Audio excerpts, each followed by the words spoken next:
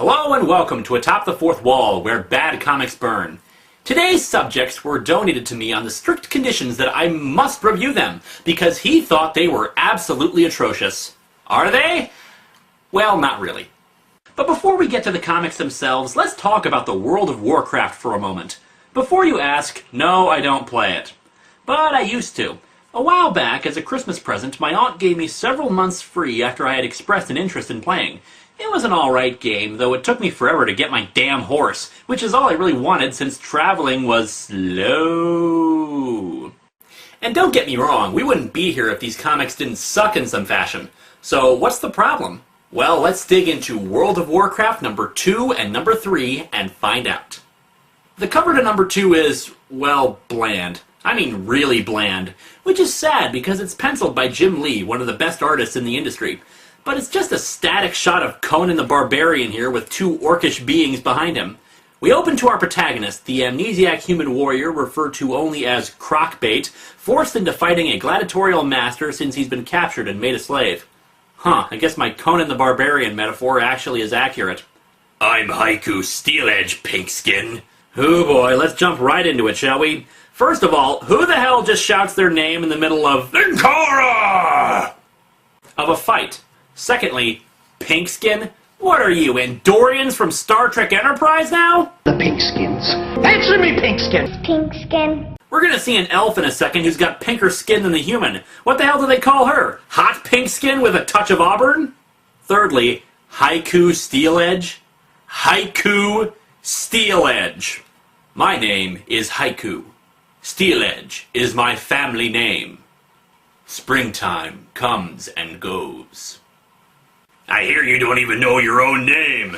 But what's puzzling him is the nature of his game. Conan is able to whack the orcs across the face before quipping, I just hope he can spell yours. Y-O-U-R-S? Why would he need to spell... Oh, you cut me in half. Ah! We now meet our other main characters, Valeera the Blood Elf and Brawl the Night Elf. Valeera comments, Wicked! Wicked? Apparently 80s slang has infected the world of Warcraft. They talk for a bit about how Rhaegar, their master, sicked Haiku on them to force them to expect the unexpected. Yes, that seems like a wise tactic. Potentially wound your source of profit. I see why Rhaegar makes the big bucks. Our stalwart hero also wins Haiku swords, as is the rule of combat. Oh, so that's why enemies drop items and money when you defeat them in games.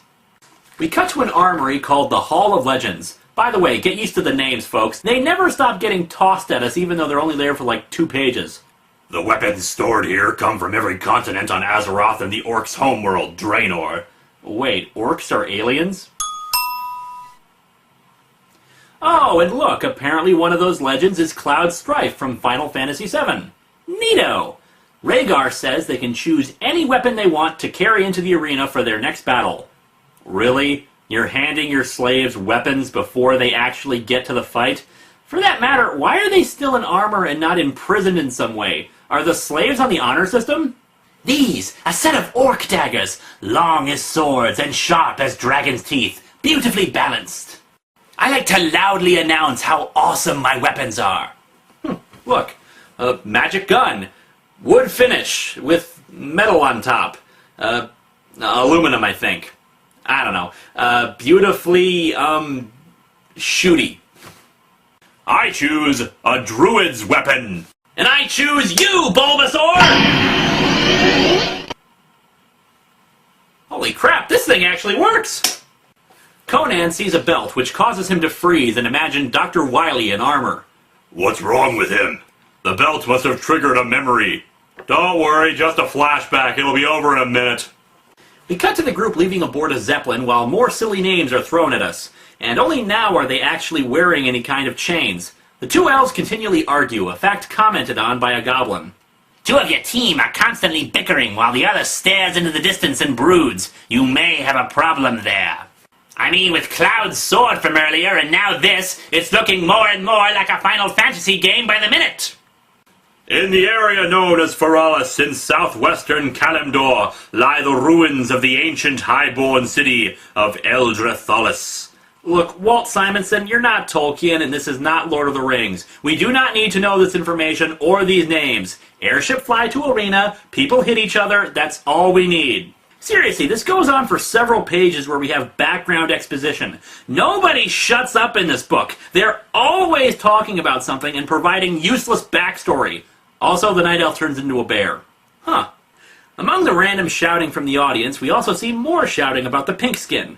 I'd just like to point out there's a guy with pink skin right there at the bottom of the panel. If you're gonna shout racial slurs, at least try to have them make sense. Aren't orc blades a bit large for you, little human? Dance closer, troll. I think you'll find they're just about your size. And Conan throws the sword right through the guy's neck! Wait, I was wrong. They need to go 2 sizes up. If you hand me the sword back, we shall try again, little blue girly man. Naturally, the crowd is still pissy about the whole thing, and Rhaegar just cashes in on them, betting against the human. By the way, we don't get any transition with this stuff. It's just fight, kill, next scene! Next match is a team battle, with our heroes versus a bunch of blue ogres. They are bigger than we are, and stronger. We'll have to be faster and smarter. No problem. For a second there, you had me worried. This is serious, Valera. Well, how are we supposed to know that without pink smoke coming out of somebody's forehead?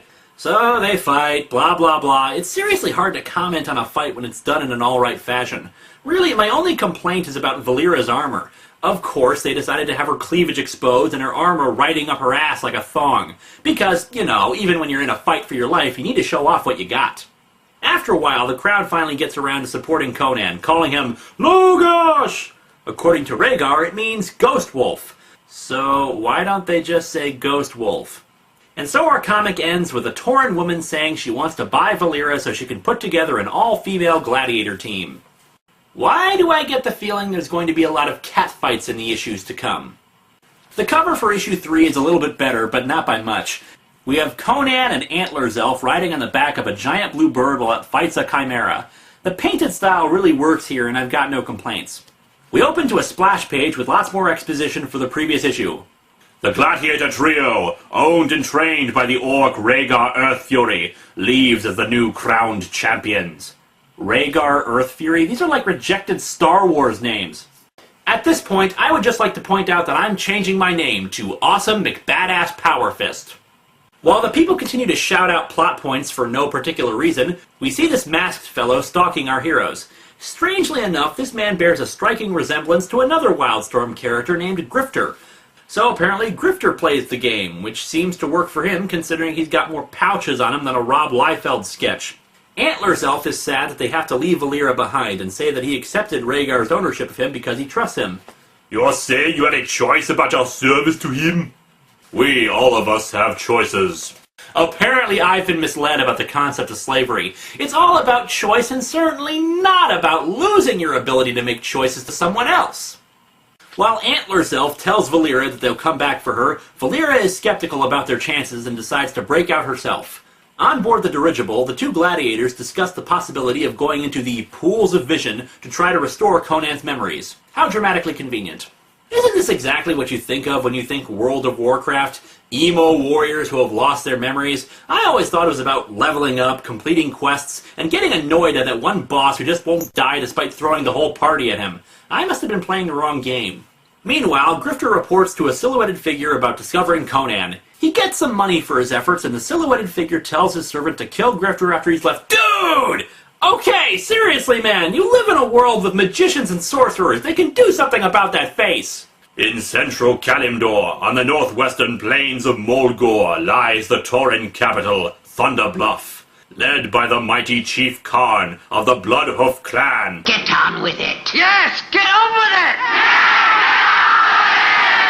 So yeah, more exposition about scenes we saw not 2 pages ago as Rhaegar arrives to buy a Tauren for his gladiator team. He also requests to have the gladiators go into the little memory pools, although why the hell he cares is anyone's guess. The Tauren warns them that there's some sort of cave elemental that's loose in the area, so it'll be dangerous. Since when has cave been an element? Back with Valera, she steals a wyvern, some kind of flying lion thing, and tries to escape with it. Under the cover of daylight on a big flying thing that will have a hard time navigating inside a forest with her captor right behind her. Yeah.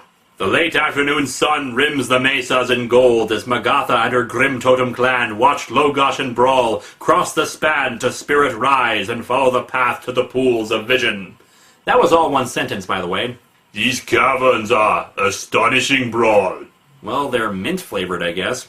The two sit in the pool in a pose that makes me think they're sitting on a toilet, and Elf Antlers explains, We sit and stare into the water and ask the pools for revelation. Huh. Answer unclear, ask again later. The two start having flashbacks, with Elf Antlers continually seeing images of his daughter mixed with images of Valera, while Conan sees visions of a wife and son. All is not well, though.